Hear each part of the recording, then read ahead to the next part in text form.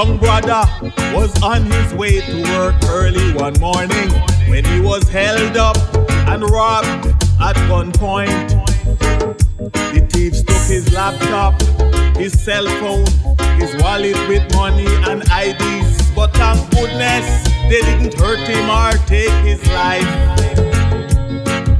Shaken and afraid, he borrowed a cell phone and called home and told his mother of his terrifying ordeal. Mama, I've been robbed, roughed up, and I don't know what to do.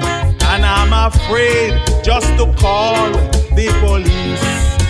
This is what his mama said: son, don't call the police.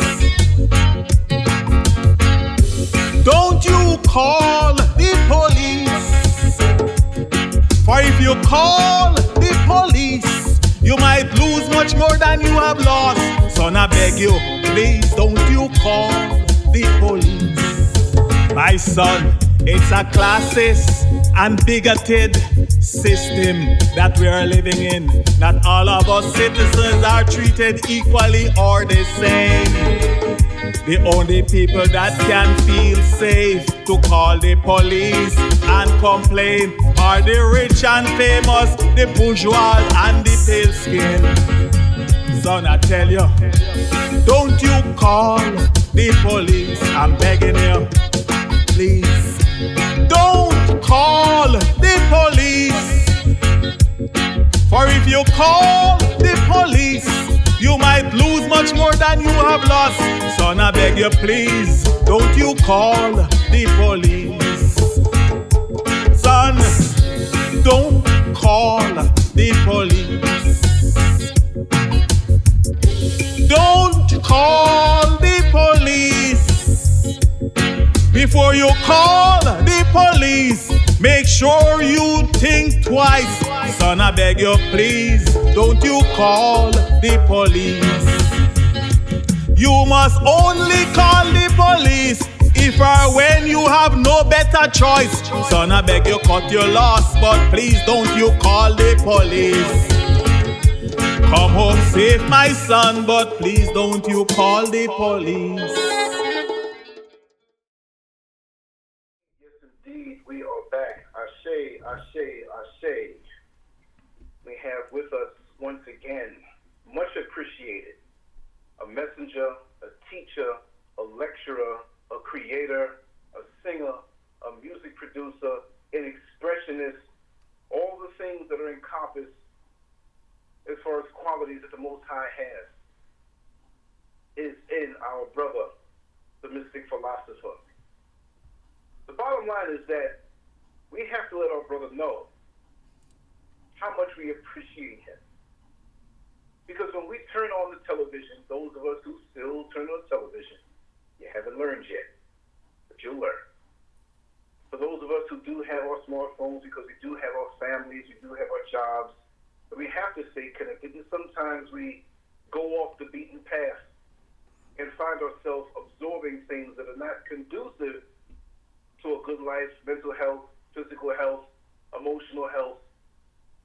When we go online to look for something that is nutritionally sound for our mind, body, and soul, the terrain is lean, like trying to go farming for vegetables up in the Caucasus Mountains. You won't find too much up there. So we have to show our appreciation to our Creator and the ancestors for having a brother like Mystic Philosopher who has taken the time, and he will often tell you, they'll say, listen, the credit doesn't go to me, it goes to our Creator and our ancestors. We know that. But you studied, you followed through with the commitment. You could have punked out from the assignment, as many do. And you didn't, my brother. So we can have the most elaborate electrical system in our house, but if the circuit breaker is faulty, nothing works.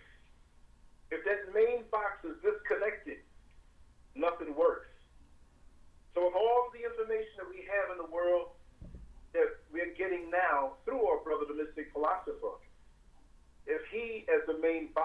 and circuit breakers punked out from the assignment, we all wouldn't be here right now.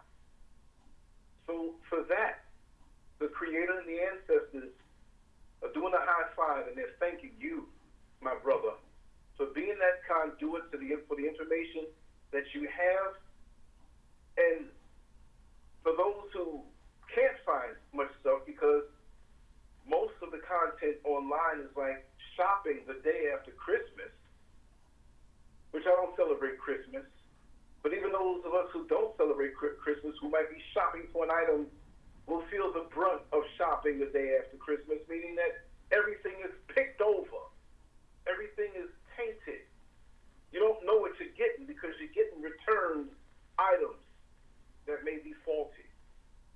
So in our quest for knowledge, we have to be thankful to the Creator, to the ancestors, but most of all, we have to be thankful to our brother who has followed through with the command to follow through on his mission, and he has committed. So as you listen to him speak flawlessly, effortlessly, and straight through, understand you just can't pick up and do that. This is the result of many hours of reflection, many hours of study, many hours of meditation in a direct connection to the Most High and our ancestors. And for that sacrifice, my brother, Mystic Philosopher, I thank you very much. And I want everybody to say in the chat room, thank you, because this is a brother who's making it easy for us to absorb knowledge that might be a little difficult to tie in. You're a very special brother. You're a very special man, a very special family man, a very special person in our world. You're the thread that holds us together. And sometimes the thread doesn't get noticed until it's gone and the garment begins to fall apart. You are that, my brother. And I want to tell it to you before, as we all must make our transition, but as we're at this point right now, I just want to, in the trenches of this war and all these battles, say that we appreciate you. And we thank you very much for what you bring. And we can never get enough of hearing you. So take your time, let the information flow, do it the way you know to do it, because your brand of flow is appreciated beyond measure. So I'm going to turn it over to the floor to my brother, Mystic Philosopher, Ashe, Ashe, Ashe, on the LanceScurv Show with Brother Cujo. Thank you.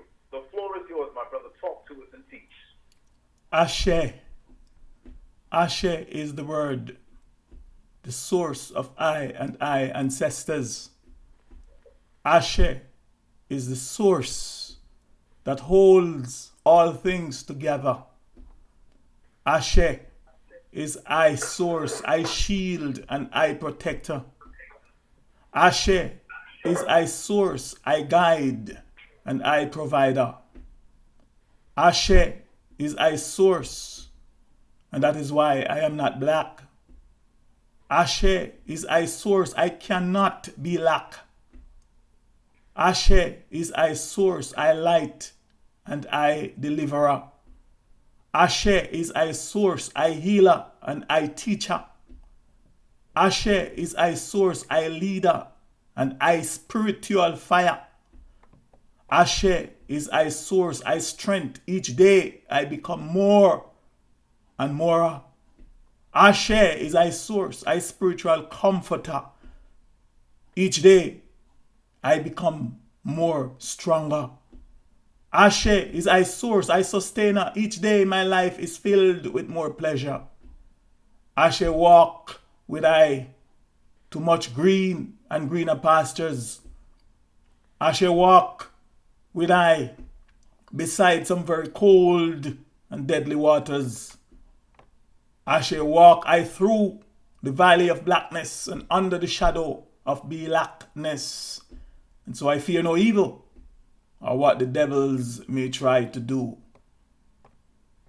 Thank you, my brother Kojo, for your, as usual, kind and welcoming introduction to your show. Ashe, I truly appreciate it. Ashe, Ashe, Ashe, I say to you all, my fellow highly enriched, melanin, and highly carbon-skinned brothers and sisters the world over. And goodwill and more to all those that may give up their time to listen to this show. First, and on behalf of my most honorable African ancestors, please let me begin by again expressing my deepest gratitude to you, my brother Kojo, for inviting me forward to speak and share with you and your audience some more of my very thought-provoking perspectives, also known as my truth, from this, your global platform, the one and only LanceScurv Show. And thanks very much to you all, the LanceScurv Show audience, listeners and commentators, for once again finding my thought-provoking perspectives interesting enough, or possible informative enough to have me forward again. But above all, I thank you for finding them worthy of your time and your attentive listening ear. I truly appreciate you all for thoughtfully and purposefully giving of your limited amount of time to listen to I, the Mystic Philosopher, on this, the LanceScurv Show. Secondly, and as it is my custom and practice before I get into my prepared notes for today, or for today's topic, for my discourse titled Black, the Mark of Death by Force, Part 4, and the subtitled My Highly Enriched Melanin / Carbon Skin People, aka my African people's dreadful fear of the Black Force, also known as the Black Police, which is also under the banner of Redemption from the Curse of the Black Spell, Part 6. As customary, I would like to make a public disclaimer. That is, the views, the thoughts, opinions, and thought-provoking perspectives, my truth, if you will, that I am about to share with you all listeners, well-wishers, trolls, haters, and enemies of my African people, are not necessarily those of the host, my beloved brother Kojo, or those of the LanceScurv Show in general, but that they are of the spirits and souls of my most honorable African ancestors, and particularly the spirits and souls of my most honorable African ancestors that were and are the direct, up close and personal victims of the Black Caucasians' malevolent kidnapping and transatlantic slave trade, and also the restless spirits and souls of my innocent elders, mothers, brothers, sisters, and children that have fallen victims at the vicious and merciless hands of the malevolent Caucasoid system and its agents of force. And may their spirits and souls never find rest or find peace until they, along with all other victims and spiritual warriors, join together and avenge their persecutors, killers, and murderers, and their descendants and their wicked seeds. And especially the wandering spirits and souls of those of my most honorable African ancestors that to the latent, bestial, and sadistic instinct, pleasure, and delight of the Black Caucasians were captured, yoked, chained, shackled, and packed in the Christian missionary merchant ships. And some, while chained and shackled, were mercilessly thrown alive overboard the Christian missionaries' merchant ships and fed to sharks in some of the world's most vicious and shark-infested waters, whereby they were helplessly, defenselessly, torturously, and ferociously torn to pieces while being eaten alive by sharks, and have their spirits and their souls violently forced, violently snuffed from their bodies. And for over 400 years they have been restlessly roaming, restlessly wandering the oceans, the seas and the waters waiting for us. The seeds of those, their African brothers and sisters that survived the heinous journey and made it alive to the shores of this strange, evil, unjust, abominable, and unknown world of their devious conquerors, capturers, barbaric thieves, sexual predators, sexual deviants, slave traders and slave masters and slave mistresses, their heirs and successors. For over 400 years they have been restlessly roaming and wandering the seas, waiting for us, the offspring and ascendants of their African brothers and sisters that endured and survived the horrors of chattel slavery and preserved their African and melanin genes, preserved their African and melanin seeds, so that today we will set the record straight, so that today we will get it right and call upon them, so that today we will invoke them, honor them, pour libation for them and to them,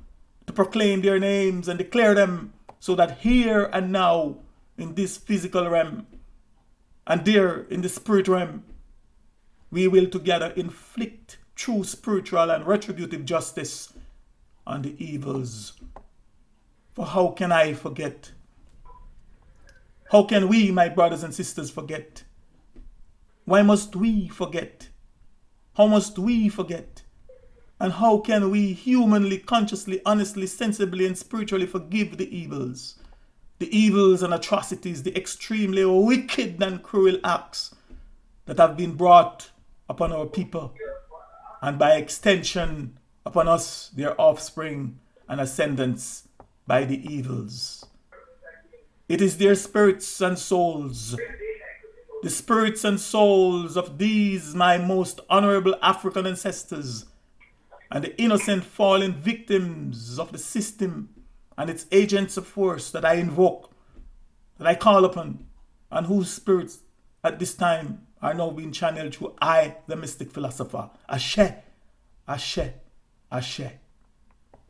So here again, in the event that any of you, listeners, well-wishers, trolls, haters, and enemies of my people, may hear something or some things, may hear some possible new and so-called controversial ideas that may offend you, that may disturb you, or some thoughts that may disrupt or conflict with some of your most long-held, the most long and affectionately held beliefs, I humbly ask that you hold them, my most honorable ancestors, and the innocent fallen victims of the system's agents of force, and I, the Mystic Philosopher and Messenger, fully responsible, and not this, the LanceScurv Show, or my brother Kojo, who has been more than courageous, more than generous, and open-minded enough to allow me this opportunity to speak here. The late Bob Marley once said, again I quote, "The truth is an offense, but not a sin," unquote.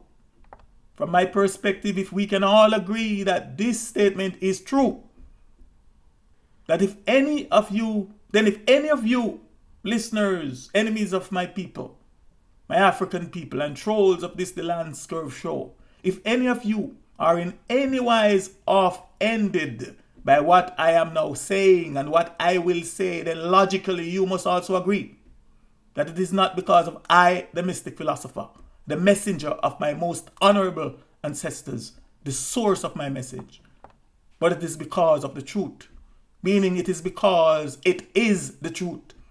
For only the truth could, only the truth can, only the truth will upset, offend, and disturb you, and by extension, only the truth can offend us all.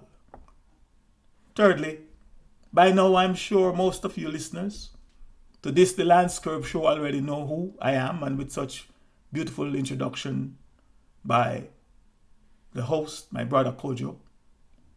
And for those of you that might not know who I am, I recommend that you go and listen to all my previous presentation here. They're all recorded here on this, the LanceScurv Show. And they're titled redemption from the curse of the black spell from part 1. I think this is now part 6. My brother may correct me later. As stated and implied in all my earlier presentations and discourses on this program, this show, and to the best of my current knowledge, that as a lone voice in the wilderness of the World Wide Web, my aim and goals are to examine, to explain, to show and prove to all my people, or more correctly, to explain and show and prove to most of you, my melanin people, my viewers and listeners alike, that we, the natural native earthly humans, we, the earth's organic humans, we humans that are identifiable by our highly enriched carbon or melanin skin complexion, aka Africans, we, the people that are the pre-Adamic humans, we, the people that are deceptively, erroneously, maliciously, deliberately, disparagingly, and sorcerously called, named, labeled, listed, carded, and profiled black. Profiled the black people. We are the direct victims of the curse of the black spell. A curse that has been cast and placed on us by our formidable adversaries, the alien invaders and conquerors that are originally from the Caucasus Mountain in Caucasia. And that the first step towards removing this curse, the curse of the black spell, is that we must immediately stop calling ourselves black. We must stop associating ourselves with the word black. We must stop identifying ourselves with the word black. We must stop calling our communities, our children, you name them, black. We must also stop having all others, especially our enemies, our haters, calling and labeling us black, etc.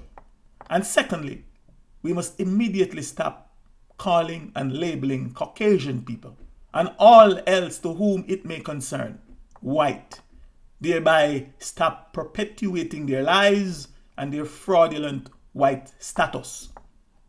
For our basic common sense and physical sense of sight alone, if at all they are activated, coupled with quick reference to the English dictionary, to their own dictionaries, or the English language and their dictionaries, will affirm that there is nothing, absolutely nothing about them that is white.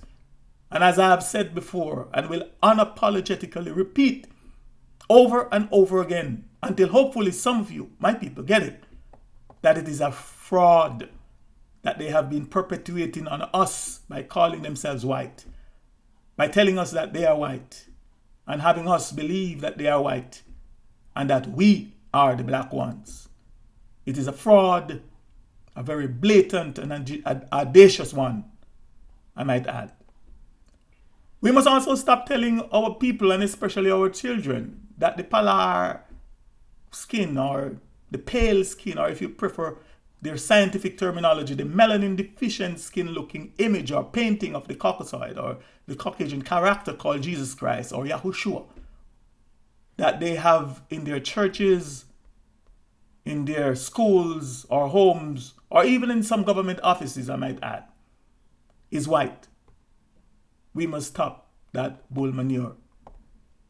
Before I venture any further into the core of today's discourse, I will use this opportunity at this time to answer 3 or maybe 4 of some of the questions that I have been receiving via email and from some of the people that I know and have spoken with over the phone. Question 1. Why are you telling people nonsense that Satan is the most high God, the most high superiority, and the supreme king of the earth, when neither Satan or God exist? Stop talking like a fool. Unquote. The truth be told, my people, under other circumstances, I personally do not answer questions like these, because I know of a fact that the people who are asking them lack the capacity and the intellect to comprehend my answers. However, due to the fact that I am also aware that my answer can and will aid in providing solutions to some of my honest and sincere truth seekers, thus I will give a response. And please let me repeat, this my answer is not intended for the person who asks the question, because you are not capable of getting it, and the wise among us will soon understand why I say that. So here's my answer. And so in answering this question, I will again like to borrow a verse of scripture from the Adamic Race History and Holy Book, also known as the Christian Holy Bible. And why, some of you may ask? Well, it's because I, the Mystic Philosopher, think that this verse of scripture is true, meaning it makes rational and logical sense. So why try to reinvent the wheel? It's already round and can do the job. So I'll borrow this scripture. And I quote, "The fool says in his heart, there is no God." It continues by saying they are corrupt, their deeds are vile, there is no one who does good. Unquote. From the Adamic Race History and Holy Book of Books, Psalm 14, verse 1. Now, this quote also leads to the next very intelligent question, namely, who is a fool? Or what is the meaning and definition of the word fool? Well, other than the fact that a fool is one that says in his heart, and the word heart also refers to his mind, the seat of his or her intellect, or consciousness or awareness. The fool, other than the fact that it says in his heart that there is no God, simply put, a fool is a silly person, also known as an idiot, an imbecile. A fool is one who lacks the intellectual capacity and the ability to think and to logically sort out things that are true and profound in nature and profound in reasoning, etc. Therefore, a fool does not know, and nor can he or she knows that there is nothing and not anything that one can think of that does not exist. A fool does not know, and nor can he or she knows that we cannot talk about something or talk about anything that does not exist. A fool does not know, and nor can he or she knows that we cannot be talking about Satan, God, or anything else if it or they do not exist. A fool does not know, and nor can he or she knows that before we even open our mouths to speak about something or anything, that it has to exist somewhere within or somewhere without the world in which we live, even if it only exists in our minds or in our hearts. A fool does not know, and nor can he or she knows that, and just to borrow another quote, this time from the late Lamsam Rampa, and I quote, "That which is needs no proof, and that which is not cannot be proven," unquote. A fool does not know, and nor can he or she knows that the atheist, the theist, the deist, and the agnostics all have the same one thing in common. That is, they are all talking about the same one thing, which is God. Whatever you may personally conceive him, her, or it to be. Please let me offer some proof from the Mystic Philosopher's perspective. 1. An atheist is a person who does or who don't believe in God. Or an atheist is a person who lacks belief in the existence of a God or gods. What an atheist is talking about? What is an atheist talking about here? The answer is he's talking about God or gods. So here we see that the thing has to be in order to believe or not to believe it. The thing has to exist in order to believe or not to believe it. A theist is a person who believes in a God or in gods. What is the thing, or what is the theist talking about? The answer is God or gods. So here again we see that the thing has to be in existence, or the thing has to exist in order to believe or not to believe in it. A deist believes that there is a God who created the world, but just leave it to run on its own. What is the deist talking about? The answer is God. So here again we see that the thing has to be in order to believe or not believe in it. And 4, the agnostic is a person who believes that nothing is known or can be known of the existence or nature of God or of anything beyond material phenomena. A person who claims neither faith nor disbelief in God. So again, what is the agnostic talking about? The answer is God. So to all whom this may concern, everything is and is not. And I am sure I do not need to define Satan, his host or his devils, and his chosen people to anyone, or to any more, in any more detail, in order for you to identify them. So here again we see that the thing has to be in order to believe or not to believe in it.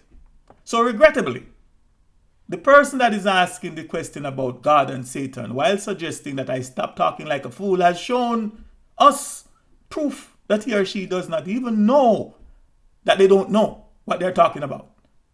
So yes, my people, believe it or not, or believe in them or not, the fact is that they exist, or else we would not be talking about them, even if they only exist in our minds. And from my perspective, they're in our minds is where they both cause the most problems. But more on that point at another time. Number 2, question 2. Why are your presentations so long? Don't you realize that some people are falling asleep while listening to them? Answer, yes, I am aware that they are long and very long at that. In fact, the truth be told, even my wife falls asleep listening to them. Some of them. I guess when she can't sleep, she just go listen to one of my presentation. But I have so much. The fact is that I have so much on each subject to share, and so much subjects on which to speak or share my perspectives, plus the fact that I think that we have a very short, a very limited amount of time to get these messages and these thought-provoking ideas and information to the world before the system cut our web access. So I beg that you please understand and listen to each of my discourses in sequence. For example, if your concentration span or if your time is limited, then simply allot maybe at 25 minutes or so at a time until you finish watching a video. I also recommend and strongly recommend that you guys download these programs from the LanceScurv Show on your PC or on some other place, some other hard drive or someplace tangible, not clouded. The fact is that our enemies are closing in on us. The only two things that Satan and the devil and his demonic force and forces are afraid of, literally paranoid of, are truth and that their true identity be exposed. They're afraid of their identity being exposed and they're afraid of the truth. So I strongly again recommend that you guys go to one of these computer stores, buy yourself a hard drive or a backup disk, and I'm sure our brother LanceScurv will not have any problems with you doing that, because soon these informations that are being shared here and these stories that are being shared here on this program, you won't have access to them or all of them possibly in the very near future, because the devil is angry at us because we are exposing that demon. Third, Are you reading from a prepared script? Answer. For the most part, yes, I am. The fact is that I am from the old school that taught me the significance of the 6 P's, which are prior proper planning prevents poor performance. Secondly, I think I know so much about the subjects on which I speak, and each subject or each topic are so interconnected with each other that it is very easy for me to go off topic or off what I'm commonly go to what is commonly called a tangent. By having my prepared notes or verbatim, even if I slightly lose focus or slip up, I can and will easily get back on track. In fact, one person I always admire, and I've never heard of him making a mistake before. He's one of the best at it. He's the former US President Barack Obama. He used 2 teleprompter to read from. And, he has his things prepared and he presented. So yes, I do. And I'm not ashamed to say that. I won't come and try to freelance and then go too far off topic and nothing tangible is presented. Question 4. How are we going to get rid of Satan, his host of devils, and his people from off this our planet? My answer, we cannot get rid of them. And we are not going to get rid of them of or by ourselves alone. And they, Satan and his host of devils, they know this of a fact. We do not think, why do you think that they are so cocky? I'm asking you the question now. If they didn't know that we little people can't manage them, why do you think they act so cocky and behave with such cockiness?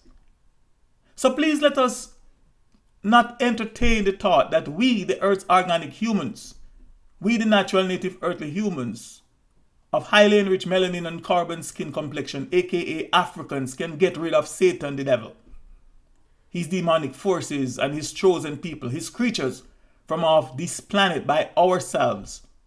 Let us not entertain that idea for too long. Please let me also remind you that these are not of nature. These are not things that are natural.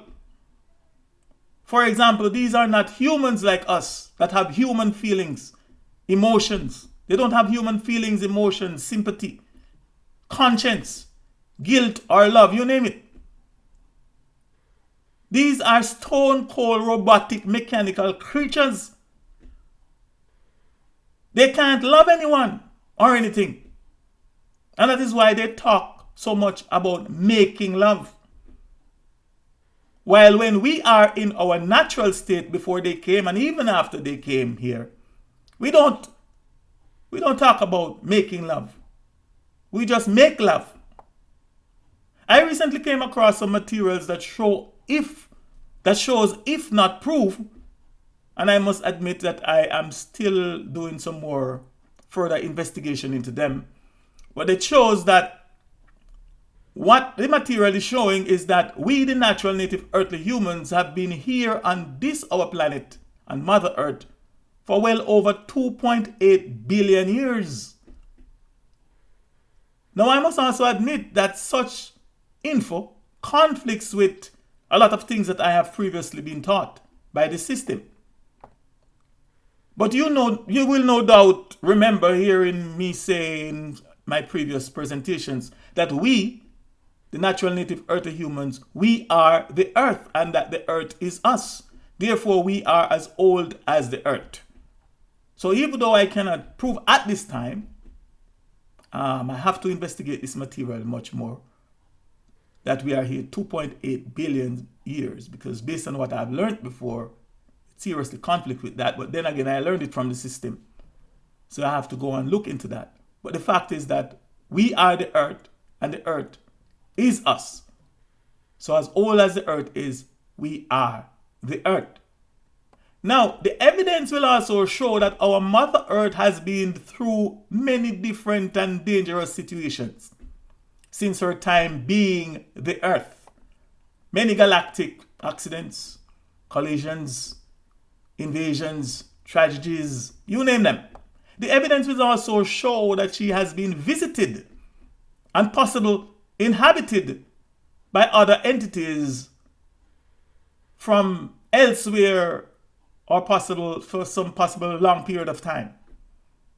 And the evidence is now showing that at no time in her history has she been visited, invaded, and assaulted by such cruel and unnatural forces and entities as those that are upon her today. Unnatural forces and entities that are solely bent on and are determined to completely kill and destroy her, to make her desolate.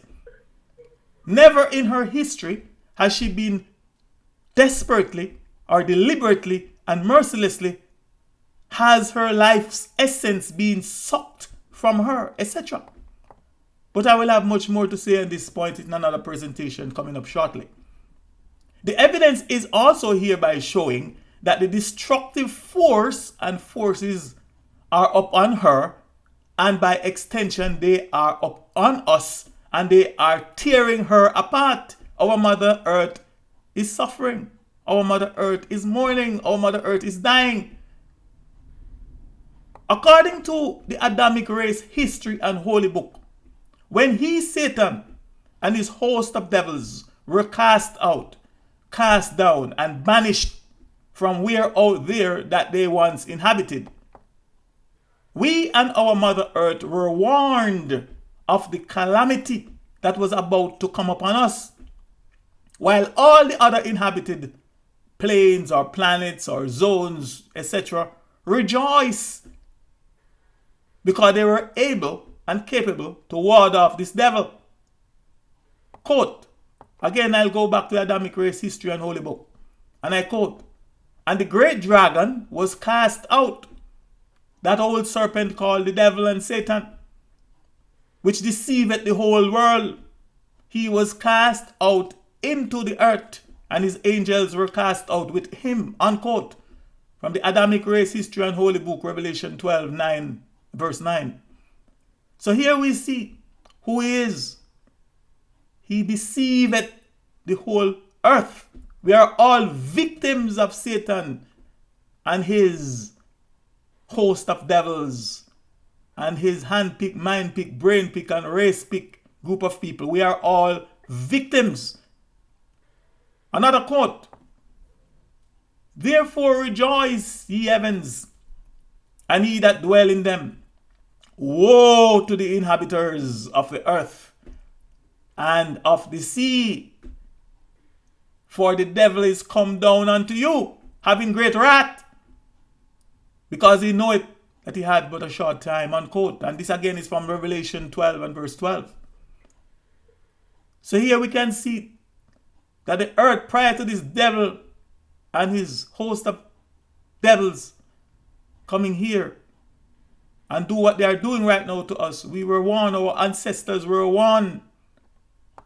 For those of you that have listened to all my earlier presentations here on this, the LanceScurv Show, you might remember hearing me say that the whole purpose for the creation of the creature called Adam and his Adamic race, and by extension his Adamic races, are for our subjugation, are for our humiliation, for our extermination, and our total destruction of us, the natural native earthly humans, and all of our fellow natural native earthlings, and our Mother Earth. And I quote again to prove that point, just to remind you.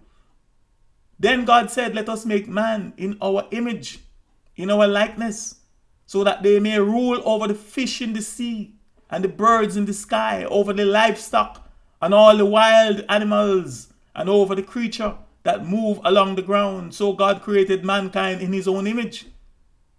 In the image of God he created them. Male and female he created them. God blessed them and said to them, "Be fruitful and increase in number. Fill the earth and subdue it. Rule over the fish in the sea and the birds in the sky, and over every living creature that moves on the ground." Then God said, I give you every seed-bearing plant on the face of the whole earth, and every tree that has fruit with seed in it. They will be yours for food, and all those beasts of the earth, and all the birds in the sky, and all the creatures that move along the ground, everything that has breath of life in it. I give every green plant for food. And it was so, unquote. In the last book, you see when Satan was cast down, a warning was given that the earth and its inhabitants, along with the inhabitants of the seas, will suffer or would suffer. And in the first book of the said Adamic race history and holy book, you see why the Adam and his Adamic race was created. Now some of you might begin to wonder who really created the Adamic race. But I guess we will know and understand this better by and by. So to summarize, we of and by ourselves cannot get rid of these devils. They are much too evil to contend with. But their day of reckoning is at hand. And they know it. They are, for your information, there are those, the unseen ones, those that are the service to others, that are being prepared to cleanse and purify the earth of these devils. So let us not be dismayed. Satan and his host of devils will be taken care of. Just be still, my people, and know that for sure. So as I get into the core of today's discourse, but before I do, I get deeper into part 4 of this, the the mark of death by force. Let me quickly recap some of what I have covered in part 3. In part 3, I told you in no uncertain terms that our Mother Earth is under occupation by Satan and his host of devils. I told you that according to the Adamic race history and holy book, Satan, the devil, is the God, the most high of all the kingdoms of the earth today and for quite some time now. And I told you that he is the one that has handpicked, mind-picked, brain-picked, and race-picked his governments, his rulers, his kings, his queens, his presidents, his prime ministers, his dictators, his generals, his leaders, etc. And just to highlight and prove this point to all you that might be in doubt, I quote from the Adamic race history and holy book, the book called Luke, and I read from chapter 4, I read from verse 5 to verse 6, and I will just do it again here. It said, the devil led him up to a high place and showed him in an instant all the kingdoms of the world. And he said to him, I will give you all their authority and splendor. It has been given to me, and I can give it to anyone I want to. Now, if this is true, then what I've said, that all these governments and all of these, are appointed by who. So yes, and just to repeat, I told you that all kingdoms and governments of the earth belong to him, that they are all ruled by him, and that he chooses their leaders and administrators to work for him. So once you can name a kingdom, then you know to whom it belongs and who really and truly run things here. I told you that police equal force and force is equal to police. That police is force and that force is police. I told you and proved to you that force and all forces are unnatural. Therefore, they are of Satan, the devil. And as such, they are evil, also known as the forces of evil. and that you have to be a fool or intellectually dishonest to think or believe that the police is an exception. I also told you that from my perspective, the thing that people fear the most in life is their governments. I also told you and explained to you that the police is the government, and why we, the natural native earth human, and that is why we, the natural native earth human, fear them and have reasons to fear them. I directly or indirectly told you that nowhere in any English dictionaries and law dictionary that I am aware of that gives the meaning and definition of the word force to mean anything good. Therefore, and by logical deduction, force is not and it cannot be good for us, the natural native earthly humans. I told you that the police was established to serve and protect the elites, the government, by protecting their merchandise. So now, please let me continue by answering this question. Is it true that the police are here or there to serve and protect all citizens and civilians of its jurisdictions? I have already pointed out the fact that the phrase to serve and protect and to serve are slogans. For your information, according to the English dictionary, a slogan is a short or striking, memorable phrase used in advertising. And B, a motto. A slogan is a motto associated with a political party or movement or other group. And I have also pointed out the fact that the primary functions of the police, the force or police officers, are to serve and protect, let me repeat that. Their primary functions are not to serve and protect the citizens of a society, a country or state, as most people think and are led to believe in their minds, but that the enlightened humans, it is a very misleading and at best a misinterpreted idea. In other words, it is not exactly what it sounds like or what it appears on the surface to be in reality.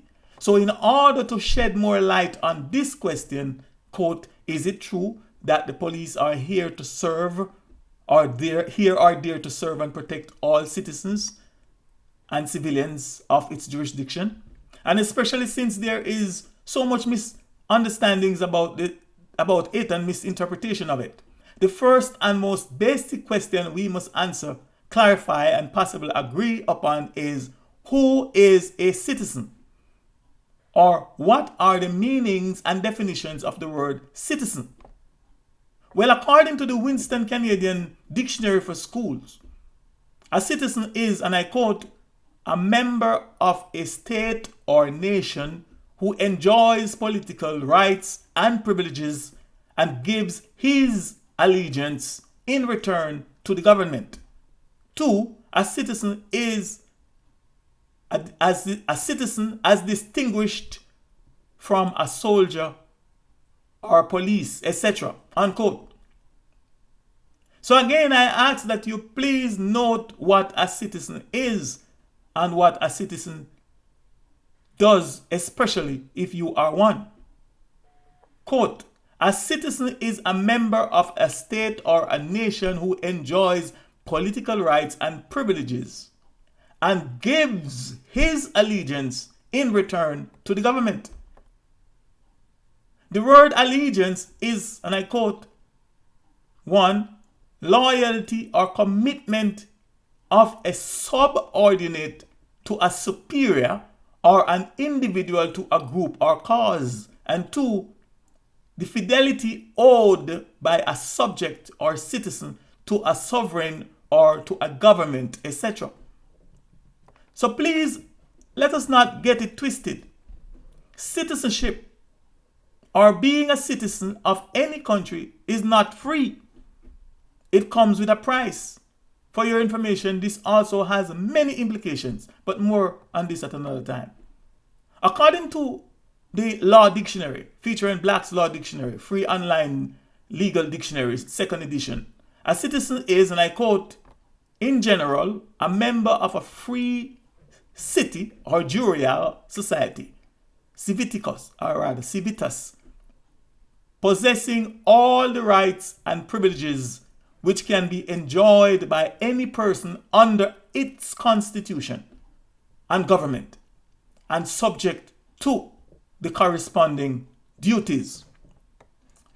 Now, having read these meanings and definitions, and considering many other factors, and things including my own personal life experiences as well, from my perspective, a citizen is, or citizens are, the literal property, the possessions, the subjects, and the servants or the slaves of a government or of a state. In other words, the government or the state literally and practically owns and possesses all its citizens, great and small. Consequently, as the property, subjects, possessions, slaves, servants, sheep, cattle, livestock, you name it, of our masters, of our owners, the government, we citizens are entitled to benefit from all the so-called rights and privileges that our owners, the government, or if you prefer, the state, etc., grant us or gives to us to allow us to have under what is called the Constitution, or more correctly from my perspective, the document of Con. As subjects, we in turn are obligated by law or by decree to do whatever is required of us by our owners and masters, the government, or the governments of the state. So now you know why the thing that people fear the most is in their life is their governments. And if or when a citizen, or if or when the citizens refuse to fulfill our obligations to our owners and slave masters, aka our government, then the governments, or the government strongmen, or the system strongmen and strongwomen, aka the law enforcers and the police officers, will use force equal police and enforce the law. In other words, they will use force equal police and have us, citizens, subjects, commoners, civilians, etc., comply. So let me emphasize this fact, that it is the government or the state that grants us, who are its subjects, its slaves, its commoners, its property, its possessions, the citizens, whatever rights and privileges it, the government or the state, deems fit to give us under its constitution, and definitely it is not the other way around. Remember, the government is the master and we, the citizens or the subjects, are the slaves. The government is at the top and the citizens, the subjects and citizens are at the bottom of the pyramid. So for those of us that are citizens and think that they are free, and are even boasting about their perceived freedom, are definitely not wise. And neither can they be freed mentally or otherwise if they continue to think that way. It was Harriet Tubman who once said, and I quote, "I freed 1,000 slaves. I could have freed 1,000 more if only they knew that they were slaves," unquote. In fact, the only true free, also known as freedom, that we citizens truly have under our governments and masters' constitution is the freedom to believe to ourselves or by ourselves that we are free. And please note that I say the freedom to believe and not the freedom to think. For those of us that violate their mental capacity, or violate their mental captivity, and use our minds and think for ourselves, will know that we are not free, but that we are still mentally colonized. And what proof do I, the Mystic Philosopher, have for saying that? We are still mentally colonized. Examples. We think in their language. We speak in their language. We write in their language. We sleep in their language. We dream in their language. We plan in their language. We cohabit in their language. We weep and mourn in their language. We even try to communicate with our source and ancestors in their language. You name it. Please note also that the police, the force, or the members of the police force are not citizens by any of the definitions given above. Or if you prefer, let me say it another way. In the hierarchy of the system or of the government, the police, the force, or the members of the police force, aka police officers, are not citizens, or if you prefer, they are not ordinary or common citizens like us civilians by any of the definitions given here. First, police equal force officers are members of the body of humankind that form the government. In other words, a police equal force officer is a government person or a government representative. A police equal force officer in action is the government in action. Members of the police equal force and the armed forces, also known as the armed services, etc., are ranked in both social status and position way above the common citizens or the common subjects, livestock or slaves. Yes, they too are servants, which is just another word for slaves, as I have indicated before. And yes, they are in the service and are called servicemen and servicewomen to the government. But they are not your ordinary citizens, subjects, livestock, or slaves like the rest of us. A police officer is a government officer. He or she is literally a part of the government, be it the federal, provincial, or territorial, municipal, state, etc. And possible, he or she is the most important part or the most important arm of the government. According to some information I have gathered here online, one of the requirements of a person becoming a police officer is that he or she must take an oath of office.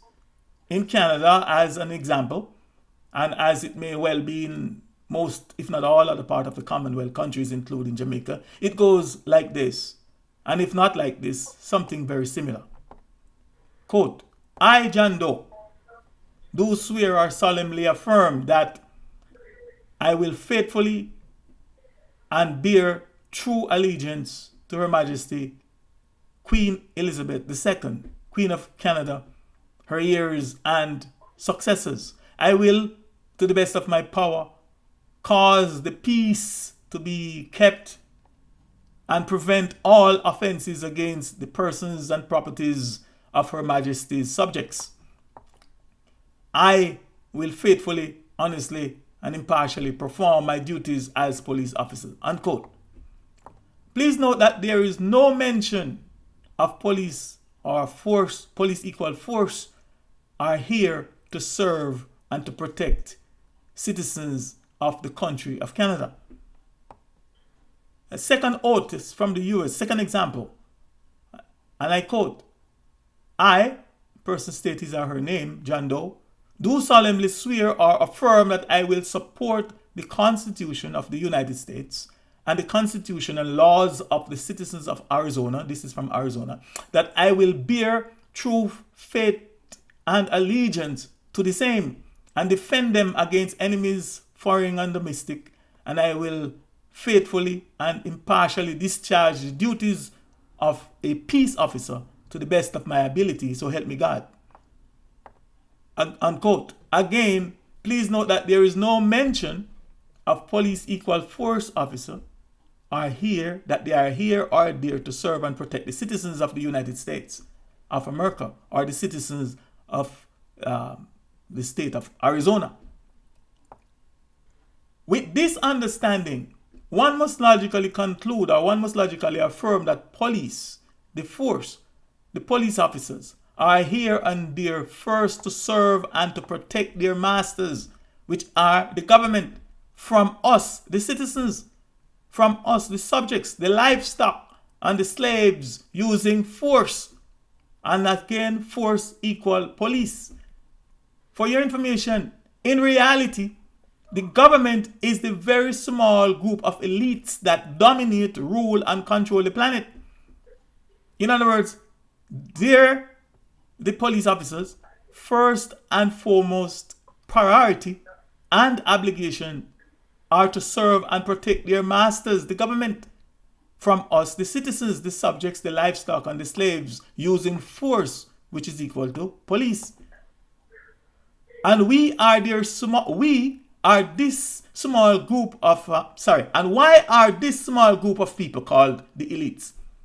It's because they are elected, meaning they have been handpicked, mind-picked, brain-picked, and race-picked by their headmaster, the most high chief of all kingdoms and governments of earth, the chief of force.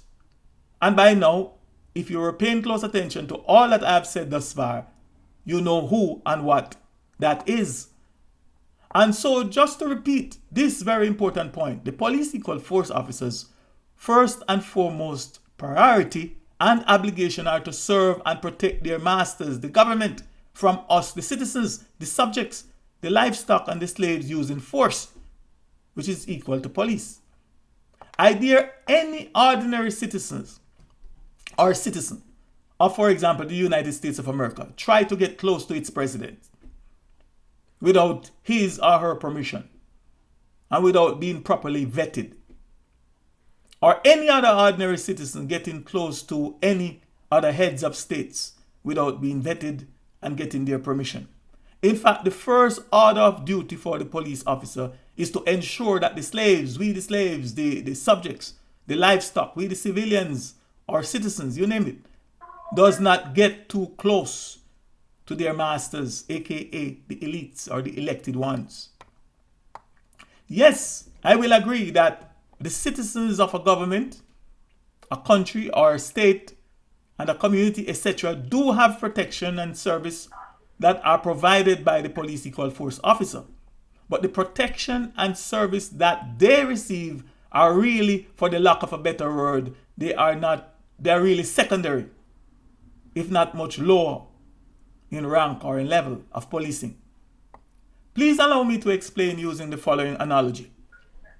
From my perspective, the government is likened or is analogous to a shepherd, if not our real shepherd.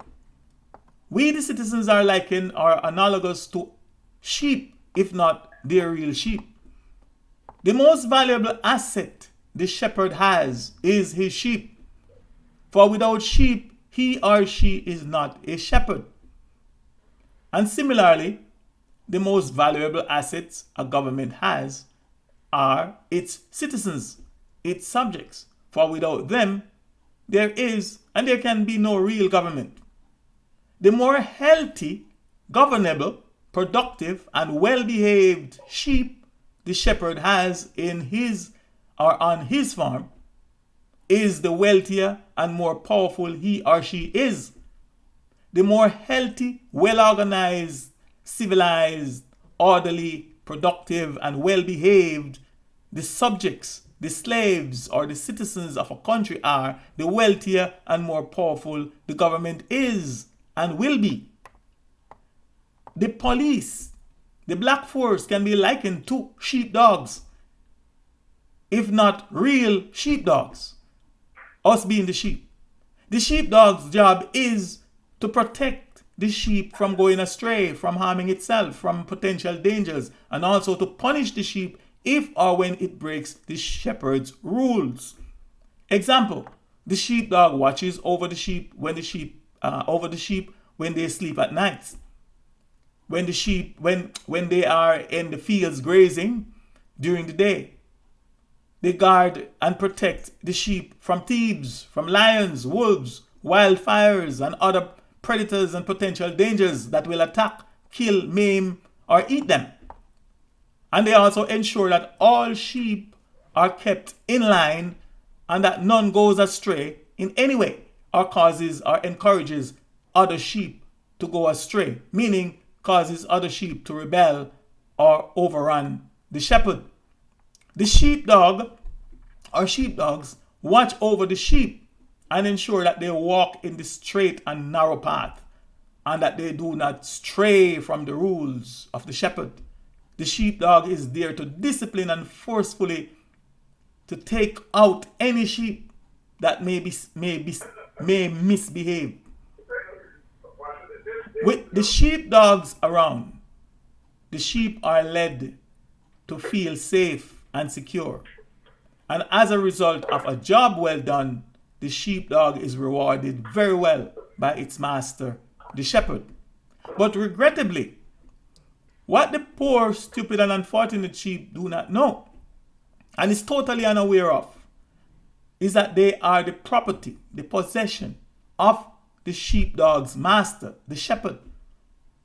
And that the reason why they are being treated, guarded, and protected so nicely is not that they are equal to the sheepdog in value, rank, or status, or equal to the value, rank, and status of their owners, the shepherd.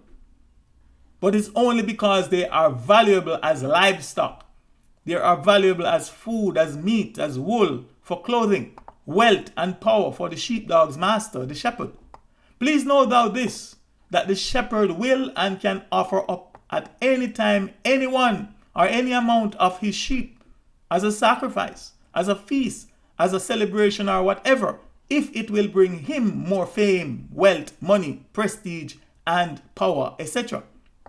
On the other hand, the police, the black force, the force officers or the police officers' job is to protect the citizens, the subjects, the slaves from going astray, from harming themselves or from harming each other, from potential dangers, and to punish the citizens if or when they break the government's rules or laws.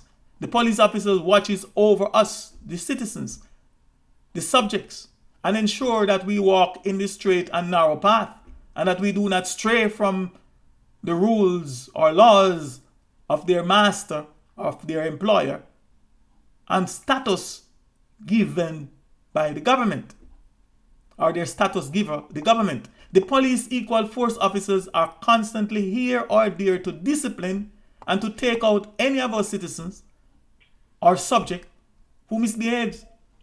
And as a result, the police equal force officers are rewarded very well by their master, the government. When the police officer is around, or when the force officer is around, some of us, the citizens, the subjects, and the sheep feel safe and secure, while the government feels even more safe and secured. Example, the police equal force officer watches over the citizens when they are asleep at night, when they are at school, when they are at church, when they are in the fields playing, or when they are on the job during the day or night, or during day or night. The police equal force officer guard and protect the citizens from robbers, rapists, criminals, and all other predators that will attack, steal, kill, or maim them. And they also ensure that all citizens are kept in line and that none goes astray in any way or causes or encourages other citizens to go astray with them. However, what most of us that are the poor and unfortunate dumbed down sheep citizens do not know and are totally unaware of is the fact that they, or the fact that we, are the property, subjects, and slaves of the police equal force officers, masters, and owners who are the government. And that the only reason why why we are being treated so nicely and are enjoying the rights and privileges afforded to us by our owners is because we are their most valuable livestock, their assets, and their resources to our owners and masters. We are their resources to our owners and masters, the government. We are the real and true productive slaves and the system, also called human resources, HR.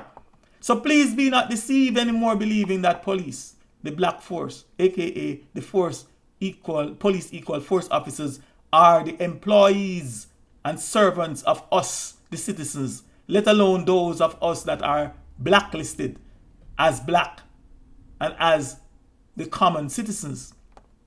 In fact, just ask yourself this question.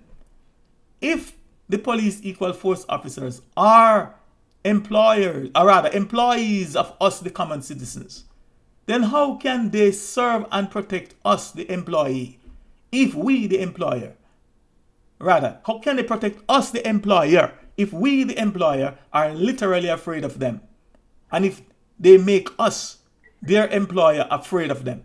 In other words, why are some of us, citizens, so frantically afraid of them, the police equal force officer? It just doesn't make logical sense. So now it should be clear, if not completely clear, to all who have listened to this discourse this far, that in reality the only thing that the police equal force officers are here are there to serve us, the citizens, the slaves and the subjects, the commoners, etc., are summons, traffic tickets, parking tickets, warnings, and some forceful blows, and oftentimes some very severe, if not our death sentence. So here are two of my final proof that I will offer to prove once and for all that police equal force officers are not here or there to serve and protect us citizens, not even when we are in imminent danger. First quote I will quote is, and I quote, justice rule that police do not have a constitutional duty to protect someone. Washington, June 27. The Supreme Court ruled on Monday that the police do not have a constitutional duty to protect a person from harm. Even a woman who had obtained a court-issued protective order against a violent husband, making an arrest mandatory for a violation, unquote. And this is taken from the New York Times Archive 205, and it was written by one Linda Greenhouse. The second quote, police have no duty to protect you, federal judge affirms yet again. Following last February's shooting at Marjory Stoneman Douglas High School in Parkland, Florida, some students claim local government officials were at fault for failing to provide protection to students. The students filed suit, naming 6 defendants, including the Broward School District and the Broward Sheriff's Office, as well as School Deputy Scott Peterson and Campus Monitor Andrew Medina. On Monday, though, a federal judge ruled that the government agency has no constitutional duty to protect students who were not in custody. This latest decision adds to a growing body of case law establishing that government agency, including police agency, have no duty to provide protection to citizens in general, unquote. So anytime you see or hear a police equal force officer or a force officer come telling you that they are here or there to serve and protect you, you must know that they are lying. In order for them to protect you, they would have to take you into custody. And to be taken into custody means that you are either under arrest, you are being detained, or you are being imprisoned. And that is just one more reason why I too have experienced the paralysis and the dreadful fear of the black police, the black force officers, and that of black Caucasians as well. So from my perspective, for me to continue or to go on living the rest of my life, thinking, believing, or trusting that police equal force officers are here or there to serve and protect me, would not be wise. And that is why a lot of people, the world over, and especially my people, my melanin people of African ascendants and offspring, that are here in the West, are being destroyed because of the lack of knowledge of this basic truth. We think, we believe, we are taught to trust and to believe that police officers the system's force are here to serve and protect us, that they are here for us. Not so. For if they knew this fact, if my people knew this fact, then they would not be out there in the streets offering up themselves like sheep, like lambs to the slaughter, claiming to be protesting the force and the forces that are made by mankind, meaning they would not be protesting against the police equal force, aka the police officers. Even though such great injustice has been done and such great injustice are being done to us by them, they are not here to serve and protect us. They, my people, would not be out in the streets like sheep to the slaughter, claiming to be demonstrating against the system and the government. Take, for example, one of the most memorable deadly force incidents that has gained a lot of public attention the world over, of what I know, not only think, but think I know that it was simply the police being the police, or the force being the force. And that was the fatal police shooting and killing of the unarmed teenager called Michael Brown by a true and real black Caucasian police officer, namely Darren Wilson. And that occurred on August 9, 2014 in Ferguson, Missouri. Again, from my perspective, it was not just a fatal police shooting, if not just another public execution or public murder of one of our most highly melanin skinned youths, that the system and its black police, along with its black mass media, deceptively, maliciously, and contemptuously profiled, labeled, called, named, and blacklisted as being a black man. And in turn, they proudly and deceptively call the killer, if not the cold-blooded murderer, a white man. Now, that terrible incident did cause a lot of protests, demonstrations, and cries and outcries for so-called transparency in the investigation, and that the black killer police equal force officer should be brought to justice. On the surface, the protest and demonstration, as most people believe they know them, seemed reasonable and justified. To them, it's so-called freedom of speech, freedom of movements, freedom of expression, and that it is democracy in a so-called free society that is or that was at work. And the citizens are claiming that it is their constitutional rights to peaceful assembly and right to protest, etc. From my perspective, however, the most important word here is not right or rights, but it is the word constitutional, meaning it is the government, the shepherd, the owner and master, the king, queen, and lord of the sheep, the shepherd, the subjects, the commoners, the slaves, the citizens, etc. It is the government that grant or have mercy or pity them or pity us with these basic so-called rights. And the police equal force officers are sheepdogs that are the government's hands, feet, eyes, and ears that watch over us, the sheep, on behalf of their master and our owner, the government. And as my late mother used to say, the Lord giveth and the Lord taketh away. And just to quote from an article on the American Civil Liberty Union website, the ACLU, and I quote, "The right to join with fellow citizens in protest or peaceful assembly is critical to a functioning democracy and at the core of the First Amendment.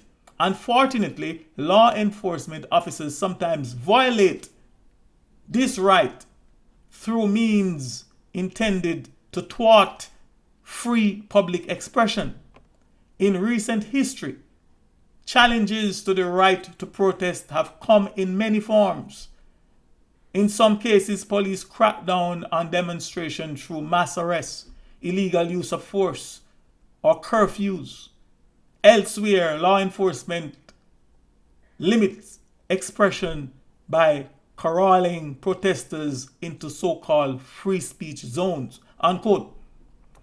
My people are destroyed and are being destroyed because of lack of knowledge. For if they knew the system, the power and workings of its forces, and its coded trichology language, also known as the English language, and if they were able to decode the true meanings and definitions that are enveloped, that are encoded in the compound words like protest, demonstrate, demonstration, and democracy, and if they were to compare them with their reality, then I'm sure that they would definitely not be following many of their so-called leaders and all kind of activists, some of whom are directly and are indirectly benefiting financially and otherwise from the system or from being paid by the very system that they are claiming to be protesting and demonstrating against. Some are literally being paid by the system to rev up protest and demonstration, and maybe even to incite violence among demonstrators and to provoke disturbances, thereby giving the system's forces much more reason to act against them, the dumbed down, sheeply citizens. And if many of my people knew this truth, and in as much as is humanly possible, conduct themselves accordingly, wisely, then they would not be consciously or unconsciously offering up themselves as target practice, punching bags, and to be beaten or mauled by the forces' dogs, or to be hosed down. They would not be offering up themselves and putting themselves into positions where they can be more harassed and have police officers discharging force on them, and may have to end up spending money that they don't already have, hiring the system's lawyers in an attempt to try and free themselves from the system's forces' custody, or to try and avoid ending up in the system's organized prisons and doing slavery for the system's elected corporations. For a careful analysis and decoding of the word demonstrate, combined with the reality, might reveal that it is a demon's strategy, a devil's strategy to demonstrate. In other words, they have been tricked, conned into becoming devilish and to start acting like devils, thereby provoking the government and giving them reasons to have their way with us. Therefore, demonstration is not a good thing for us, the natural native earth humans, to be involved in.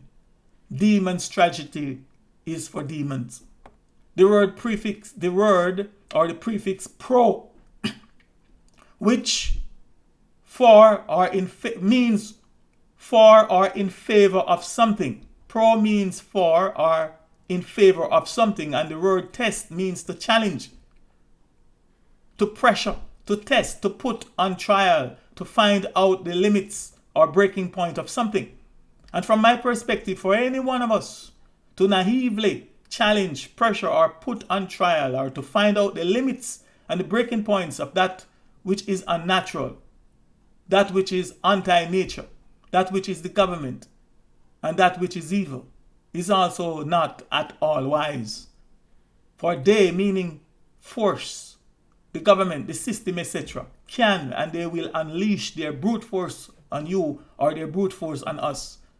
I think by now, my people, the Earth's organic humans that are physically identifiable by our highly enriched melanin and carbon skin complexion, that are always protesting the police, aka protesting the force and the system, also known as the government, because of ignorance and deception, would have known that if they continue doing the same thing over and over again and is expecting change in their favor, then they are really insane, mentally retarded, meaning they, my people, my own people, that are participating in such stupidity called demonstration, protesting the force, are really and are indeed suffering from the disease, aka known as psychosis disorder, called insanity, another word for psychosis disorder is insanity.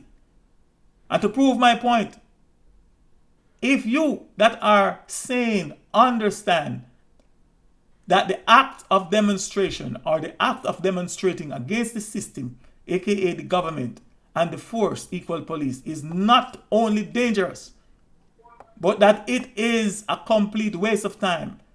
And should you then try to tell this fact to those that are the insane among us, then not only would you endanger or scorn, not only would you engender scorn and ridicule from them, but it could even be hazardous to your health and well-being as well. For example, if every time a police officer, or a black Caucasian for that matter, do us great injustice, if every time a police officer or a black Caucasian cause us bodily harm and other injuries by unleashing their lethal and deadly force, aka the black force, by killing, maiming, or murdering one of our innocent elders, fathers, mothers, brothers, sisters, or youths, if every time that happens we call upon and welcome the same old system's preacher or preachers and religious leaders, the same old system's politicians, lawyers, civil rights leaders, so-called black power revolutionary leaders and activists,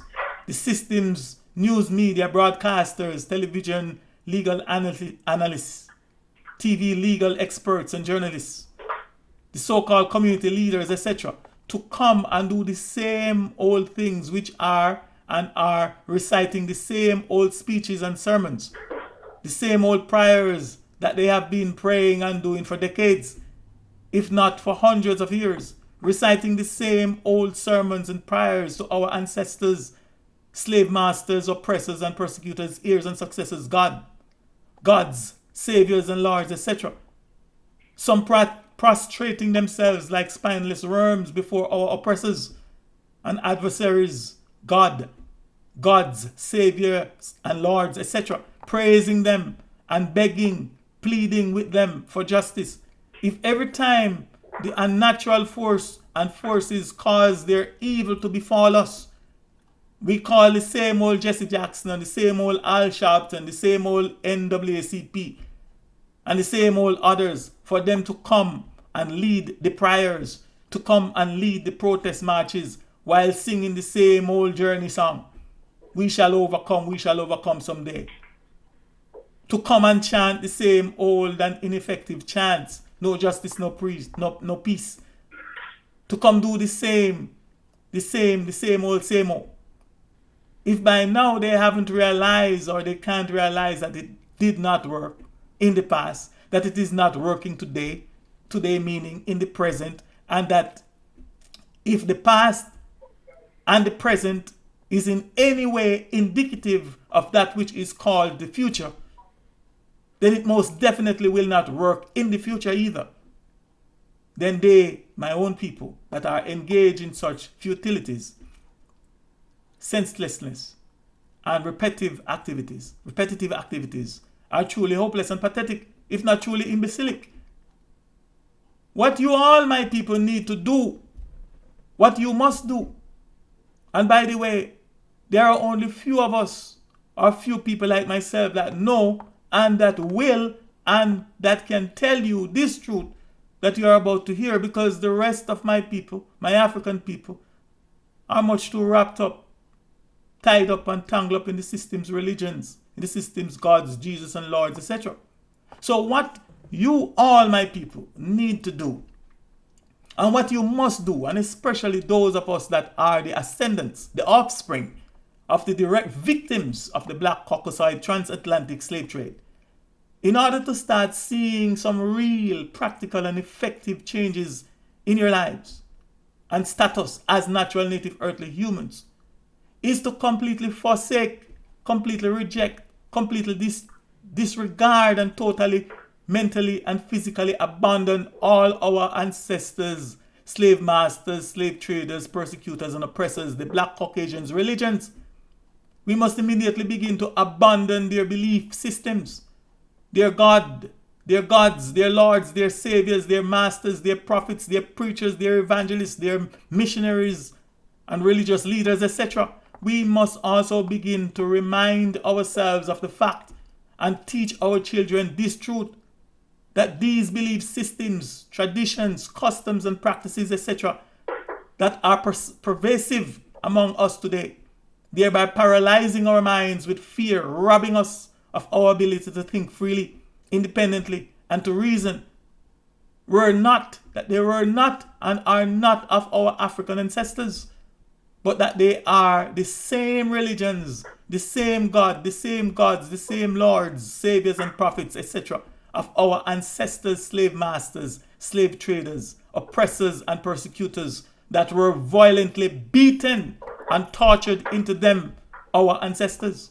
We must also remind ourselves of the fact and teach our children this truth, that the seeds, the descendants, yes, the heirs and successors of our honorable ancestors, malevolent Caucasoid invaders, slave traders and slave masters, murderers and oppressors, aka the black Caucasians, the black Arabs, and the black others today, are being true and faithful to their bloodline and to their innate characteristics, that they are being true to their black spiritual heritage, traditions, customs, and above all, that they are being true to their inheritance by simply practicing and preaching the same faiths, the same religions, same custom and traditions, etc., of their fathers, of their ancestors, and that they are effectively and successfully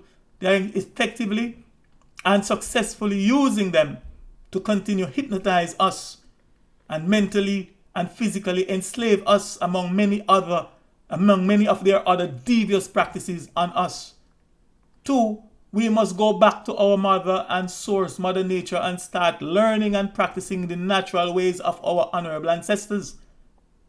For us to think that our enemies, our haters, our oppressors, religions, gods, lords, saviors, prophets, etc., and their systems and their evil and unnatural forces are helping us, that they will somehow help us, or that they are here or there to deliver us from themselves, the forces of evil, is surely not wise.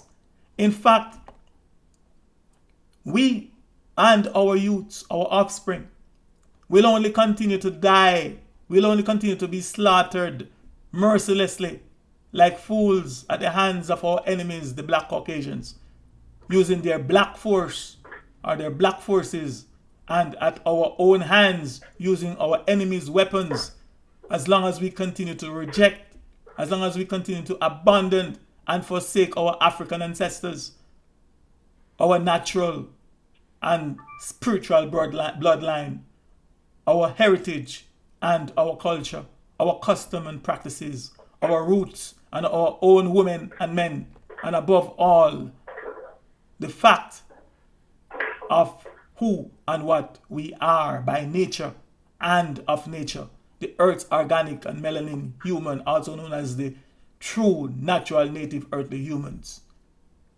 If collectively we were to be reminded of and start accepting who and what we truly are, and if we were to start acknowledging our ancestors and our spiritual and natural source, and if we were to start learning and practicing our true nature's essence, our true naturality and spirituality, then and only then will we begin to see our enemies defeated before our eyes and fall dead like flies upon their own weapons and by their own black evil forces. For example, if all the people, or if just some of the people, let's say 0.5% of the crowd that I have watched and saw protesting the fatal police shooting and killing of the unarmed teenager mentioned earlier, Michael Brown, in the streets of Ferguson. And yes, these things are going on today, but regrettably, the news ain't carrying it, so we are not even been seeing it like before. Right? However, if just 5% of that crowd, if they were just to come together, have full knowledge of who and what our ancestors are, and if they were just to focus and practice our ancestors' religion. Not religion, we don't have religion, or spiritual practices, and do the right thing, I can assure you that we would see immediate result. We would see immediate results on the murderers and killers of our youths. So if all of you, my people, are just some of my people, 0.5% of the crowd that I have watched and saw in 2014 protesting the fatal police shooting and killing of the unarmed teenager Michael Brown in the streets of Ferguson, Missouri, and elsewhere across the United States of America, along with those that I saw on CNN TV in the slave masters' church, or churches, lifting up hands and thanking Jesus and not knowing that that's the killer cop God and Savior, but thanking the killer cop God, Savior. The same Jesus that was standing by and watch while young Michael Brown was being killed. But there they are in church, waving lit candles, singing hallelujah, praising and worshipping our ancestors, slave masters, and the current system and our oppressors' God. If just 0.5% of them were on one accord, crying out, calling upon our ancestors for swift and speedy retributive justice, and thereby set or invoke the spirits, the souls, and the energies, you name them, of our warrior ancestors, and that killer cop, aka the killer police equal force officer, and his family, then just like how our formidable enemies have no mercy, just like how they have no mercy when they unleash their forces along with their hungry and vicious dogs on us, when they murder us and our children in cold blood, etc., then they would have that killer cop running up and down the streets of Ferguson, raging mad and naked as the day that he was born, begging and pleading for someone to have mercy on him and take his life. We have that access to our ancestors, but we are too busy looking to our enemies' ancestors and their gods when we should be looking to ours. It was our source and ancestors that kept us for, as the information I'm looking at right now, for over 2.8 billion years. We have turned away, we have allowed the devils to turn us away from our source and ancestors, and that is why we can't get any results. We have to be running to the same system that is killing us, persecuting us, that is using us as all sorts of sacrifices, and we are looking to them for justice when the system is just about them. We have to look back to our ancestors and not be afraid to wake them up and disturb these people with our ancestors' spirits and spiritual forces, our sources, not forces. Please remember, we don't need every one of us, our whole crowd of us, Melanin African people, to believe this or to know and practice this that I am now telling you. Secondly, we don't need any help from so-called sympathizers from any other race or races to come and pollute our thing. And that is a mistake. When we have our problem, we have all sorts of different people walking in, say they are supporting us. When they are no, they are just there as spies to sabotage us. If we can't do for ourselves, then of course we are in problem. We have to learn to do for ourselves now. We can't have the enemy coming or claiming that they're coming to work with us. This is serious times, my people. This is not a joke time.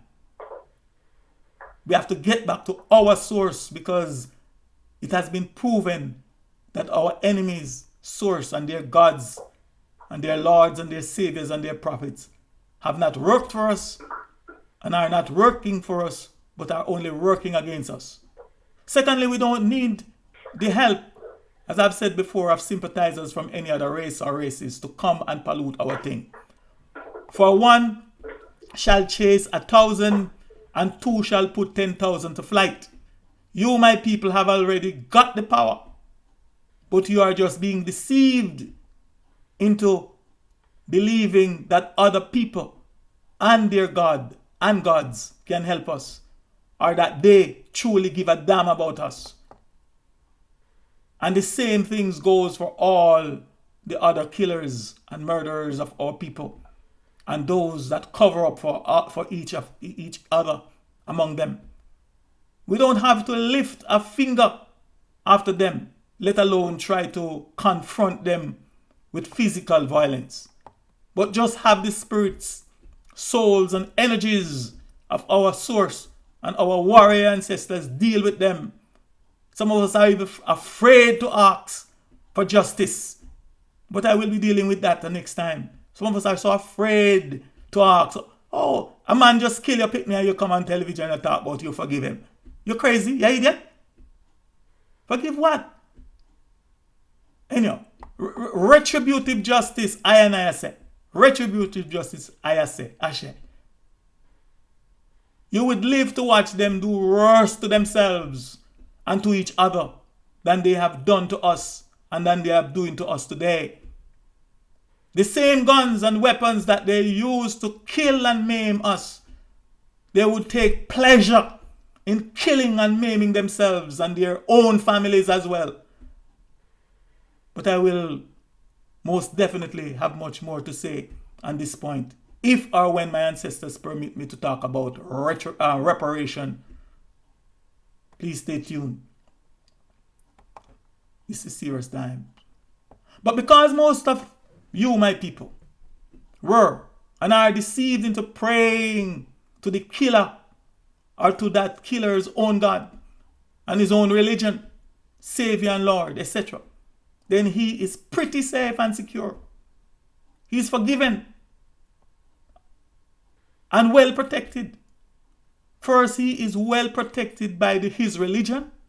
He is well protected by his faith. He is well protected by his God, because the same one we're calling on, you guys calling on. He's protected by his Savior and Lord, who will and who has faithfully promised to take care of his own people. Then he is protected by his employer, the government, then by his family, then by his colleagues. Then he's protected by his friends and his well-wishers.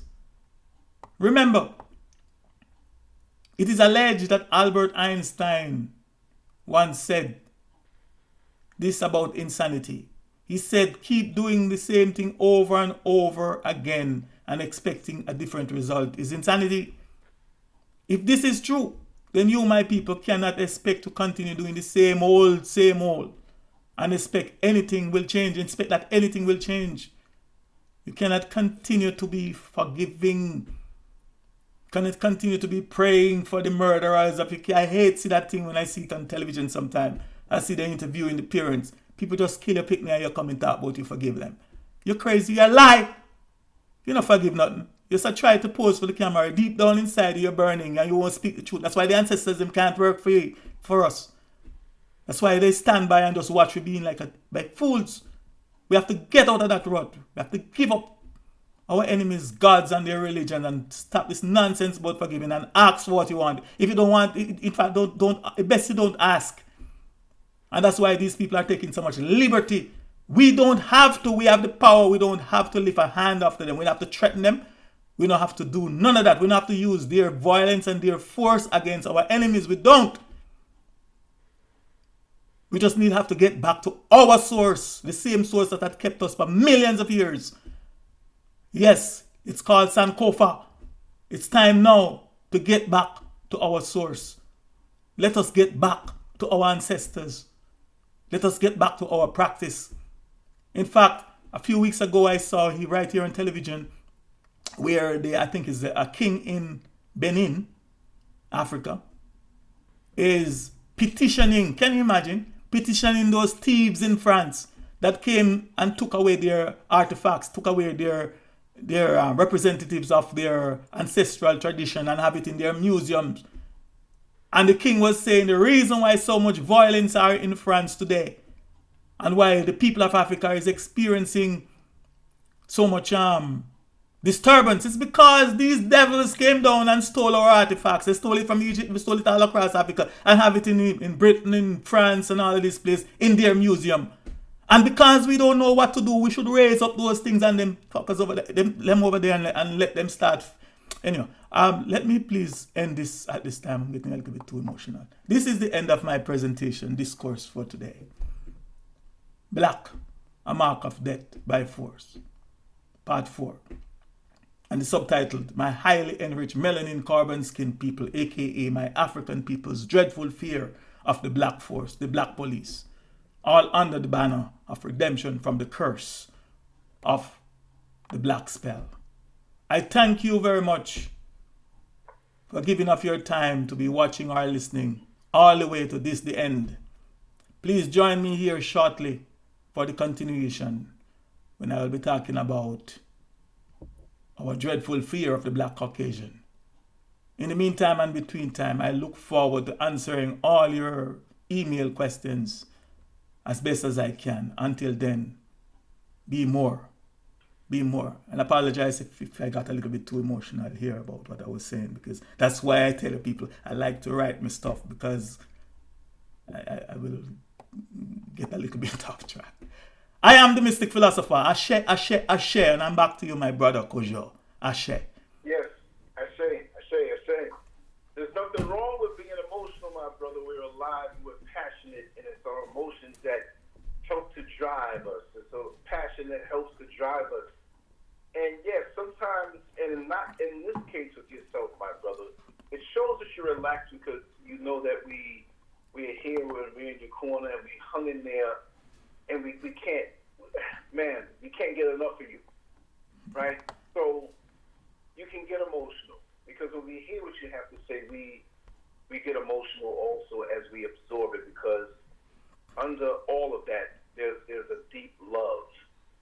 So anybody who comes to this platform and thinks that we're hating on anybody, no, we're not hating on anybody. When we speak facts, we're loving on each other on a deeper level. But to be able to love each other, we have to get the toxicity of these different things that have layered us and made us like that item put in the pan where there's butter between us in the pan, so it doesn't stick. So with all of this toxicity and propaganda to put out against us on the level of self-hate, we start reflecting what we see from the TV and from the smartphone and the internet, and we manifest it. And so when you get emotional, it shows that we're pulling back the cobwebs, we're pulling back the layers. So it's okay. And not only is it okay, it's something to be desired. Because we have souls, we have emotions. Initially, we would not do what they do to us. Yes, we will in self-defense if you're trying to take our life. But they don't have souls. We are human. Talk to me. See? H-U-E, hue. Not just hue on the surface, where they try to line themselves and put a little suntan lotion on and lay out and get some color. That's only the surface. Just because I put on a gorilla suit doesn't make me a gorilla. Whatever you put on the surface, you have men that have mental issues and put on women's clothes. It doesn't mean that when you go down and look to see what's down there that you're going to see what a woman has, right?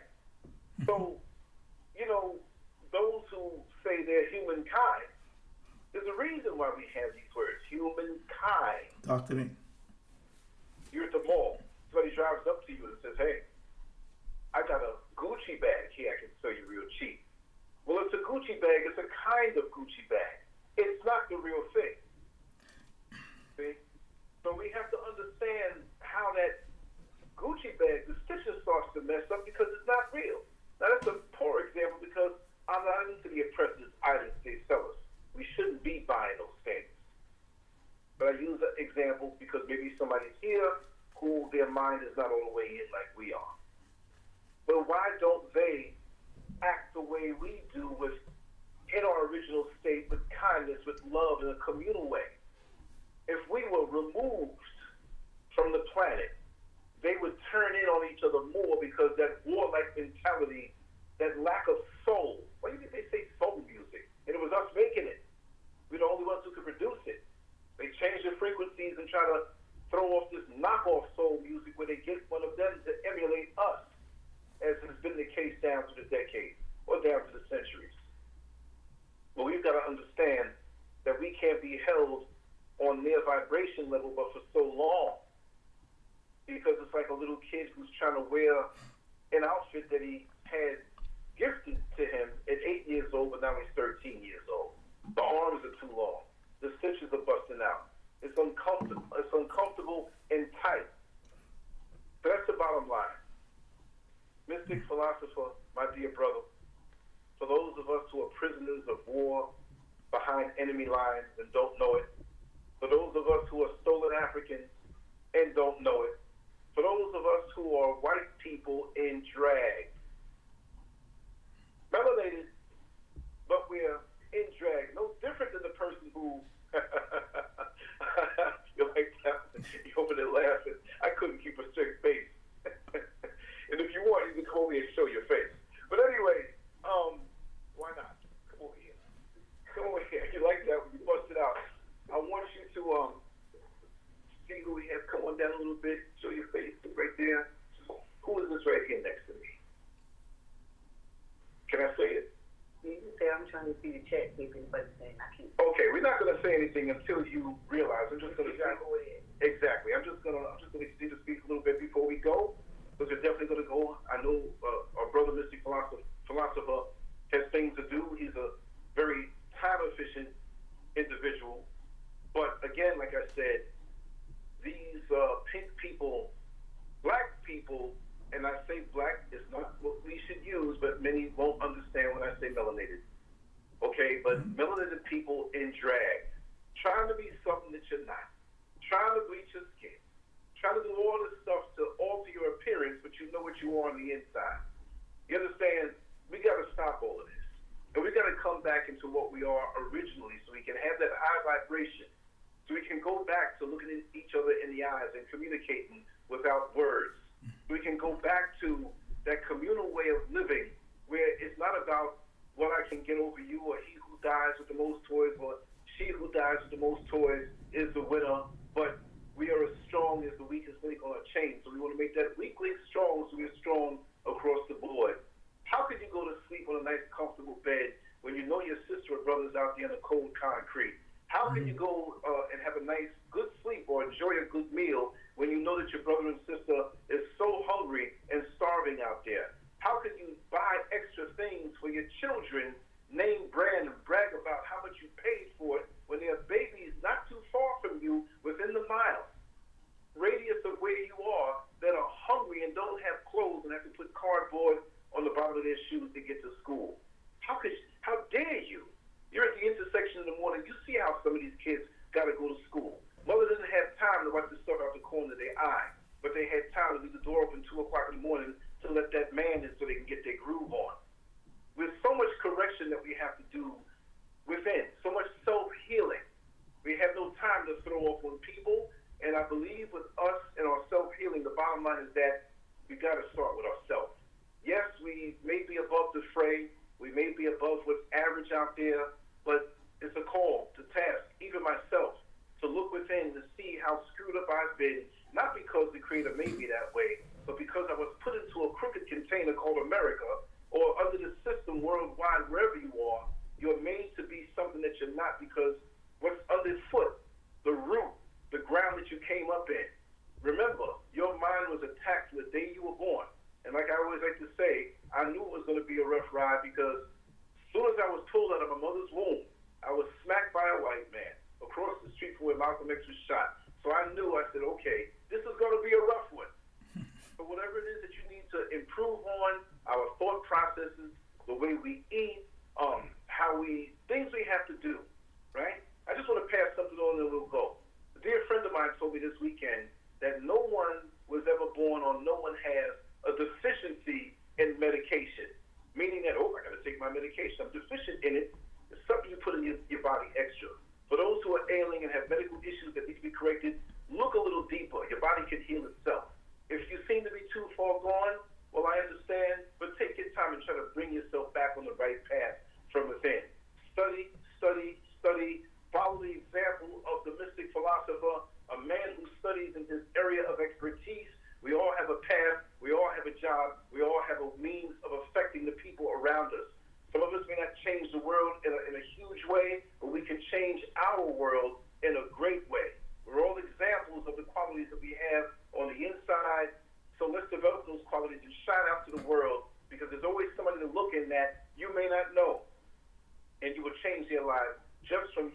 perceive you in exuding the qualities that you have within.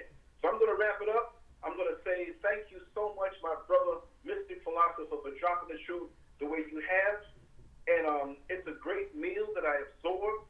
And not only that, but I have doggy bags so I can go back and eat the rest and come back to what you shared. Never think that you're not appreciated. You're appreciated to the utmost. You're a direct line to the Creator, a direct line to the ancestors. And yes, we are emotional also because you've finally given us something that we can feast on as opposed to the decadence that's put out there for us to poison ourselves, go against each other, and never live up to the full potential that the Creator created us to have. Can I just say one quick thing before I go? Yeah. Brother. Go ahead, brother.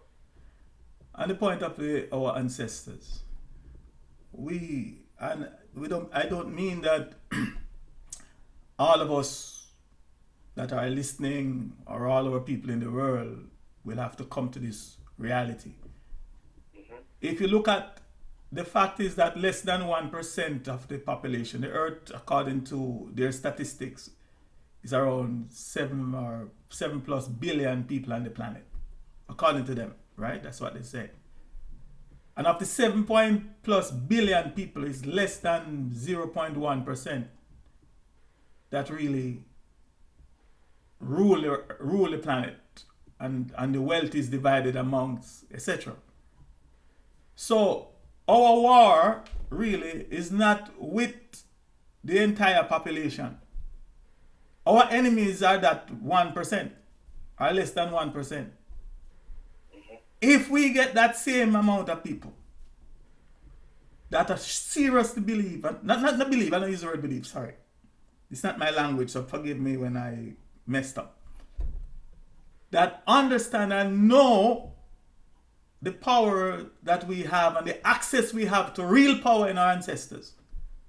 If you take just 1% of the world population today, these people would fly away like breeze.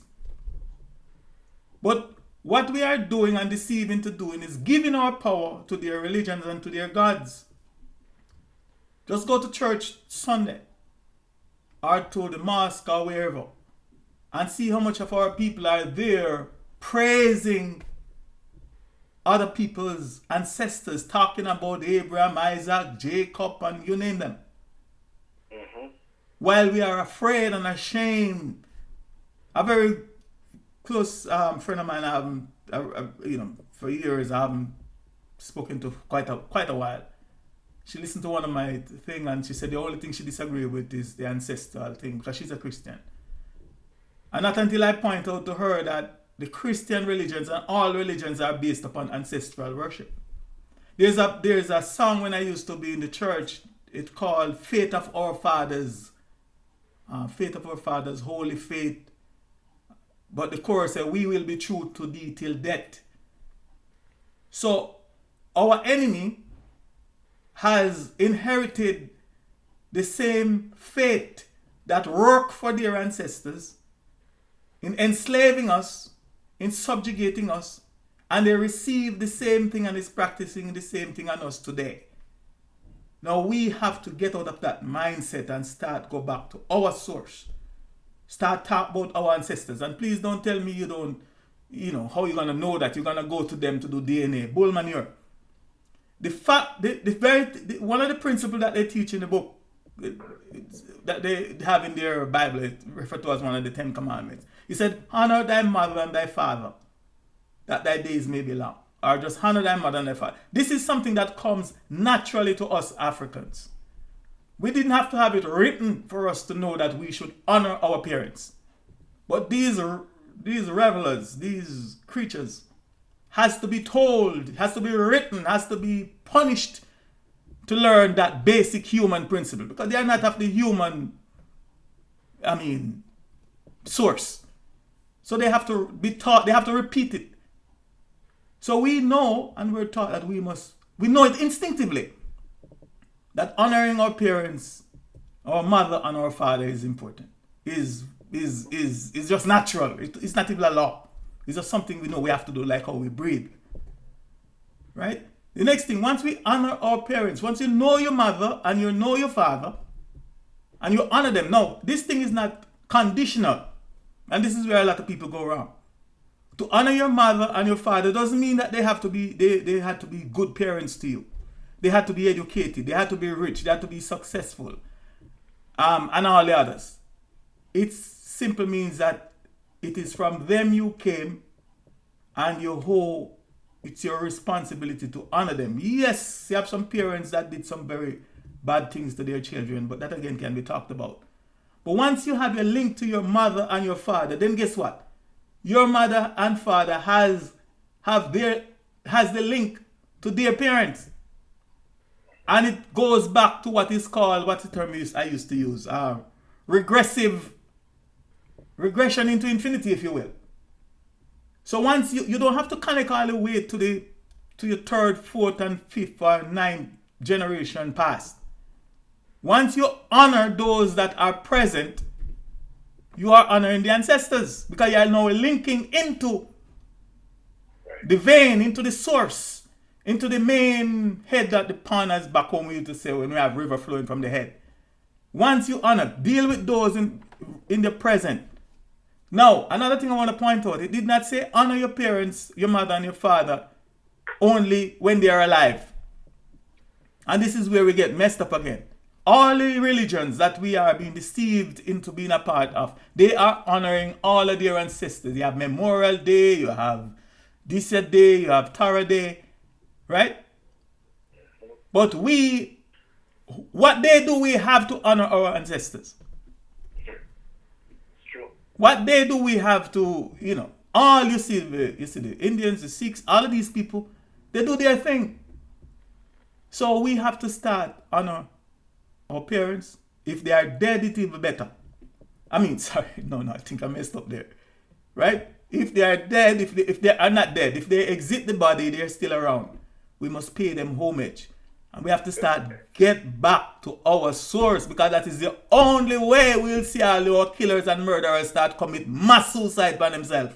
That's right. We don't have to go talk about you're gonna go. No, we just go back to our source. And the devils them know it. And that's why they try to keep us away from our source. They do everything for us not to get back to our source, so that they can continue to confuse us. But the minute we start go back to our source and start practice our basic thing that has kept us and our ancestors for millions of years, then all our enemies who rise up against us will fall. I don't have to do certain things and go get myself involved. I pick up their evil weapons to try fight against them. No. We have the power. We just need to understand how to tap into it. And it's simple. It's no big thing. Anyhow, my brother, thanks again. Let me not get carried away. That's why I like write my stuff, because I won't get off. The righteous love here we have for you, brother. Never get carried away. You're home. You know what I mean? It's like Brother Quake who came over the other day, and I said, oh man, I'm scruffy. I didn't even, I was in the yard doing some things. My strength is coming back. Yeah. And I'm straight musty. So we gave this pound a little hug. I said, hold your breath. You know what I mean? And he said, man, what are you talking about? You're home. You don't have to explain it to me or anybody. You're home. You're home. And it hit me. I was like, wow. So as we express ourselves here, let's understand, brother, that you're home, and all who are in the chat room, who we get together, whether we know each other face to face or by name only or email only or, FaceTime or whatever it may be, it's a common thread and a common spirit that runs through all of us. And wherever we are, you could be in your living room, in the car, walking down the street, or have the headphones in a busy mall. When you get to that place on the spiritual level where we all connect this way, you got to realize we're home. Yeah. So there's no explanations, brother. You can get emotional. You can get what others would say carried away. But your version of carried away is like a kid who walks past the candy store and the owner says, I'm getting rid of all this candy right now. Could you help take it from me? So we're glad. You just give us more to feast on. Thanks, so there's no complaint here, my brother. Thanks, bro. Thanks to your audience, too, for listening. Yes, as always. I'll be back. So yes. Take care, my brother. All the best. Ashe. Yes, Ashe. That's right. So we're going to play a little song here. But please don't you call the police. Come home, save my son, but please don't you call the police.